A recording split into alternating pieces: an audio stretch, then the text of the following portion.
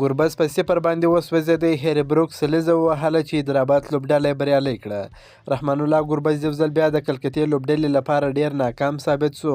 هغه په صفر باندې هاوټ سو. بلخوا بیا هیري بروک د حیدرآباد لپاره سلیزه ووهله چې خپله لوبډله یې بریالۍ کړه. د آی پی ایل 14م پړاو په 19مه لوبه کې د سنرایزر حیدرآباد او کلکتې نایټ رایډرز لوبډلې سره مخامخ سوې. د لوبې په پیل کې کلکتې د لوبې پچه وګټله، په خپله حیدرآباد ته د توپخنې بلنه ورکړه.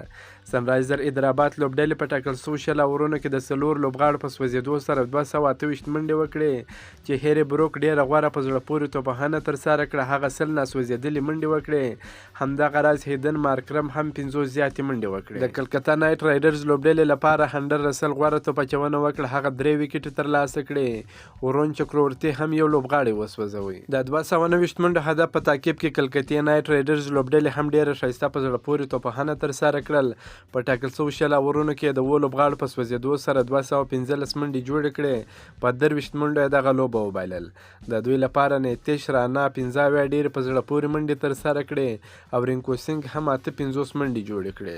د حیدرآباد لوبډلې لپاره مارکو جانسن او ماینک مارکنډ 2 ویکټې ترلاسه کړې. بنشور نتراجن او عمران ملک 1 ویکټې ترلاسه کړه.